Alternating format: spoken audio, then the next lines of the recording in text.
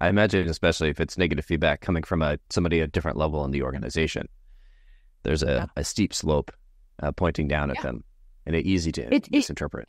Yeah. Oh my God. Well, and it could be either, right? So certainly, if you just got off of a sales call, for example, and your manager was on the call, and instead of, jumping in a Zoom with you or walking over to your desk, they send you a quick Slack like, hey, a couple of things you couldn't have done better that call, and that call, blah, blah, blah, blah, blah, blah, blah, blah, blah, right?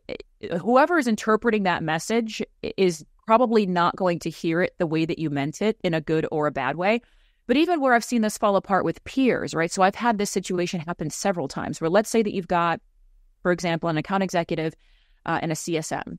Now, I've managed AE teams and I've managed CSM teams, and I understand that there is some natural friction there when it comes to how they work together and the delineation of roles and responsibilities. I would always hear my CSM team say things like, the AEs treat me like I am their secretary, like they're just giving me all the work that they don't want to do. And AEs are like, but it's my job to sell and be on a call with customers.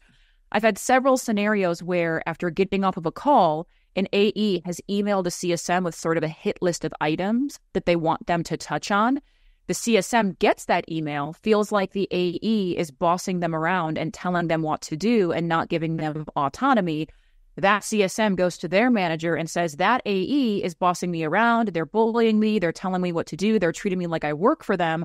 That CSM manager then goes to the AE manager and says, hey, your rep is being too harsh and drilling into the CSM. They're being rude. They're turning them off. Can you talk to them?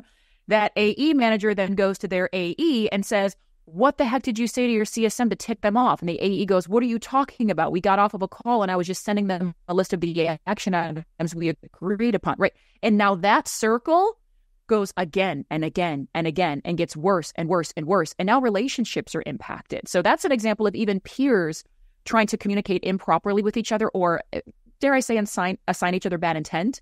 And it can go south really fast. As you were talking, I was thinking of the numerous times I definitely haven't done that. Or a version of that. Right. Of course, none of us have ever done that, but I'm sure people out there do. Of course. I'm sure it resonates with maybe one or two people, but certainly no, definitely not me. Like, I need to go send an apology Slack right now.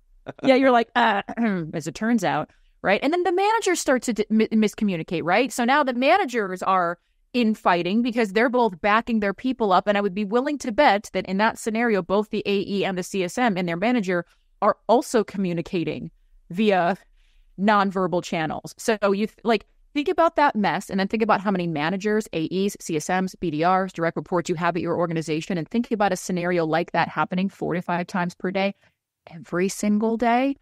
And yeah, we wonder why we have tension and infighting with partnering organizations. It's crazy.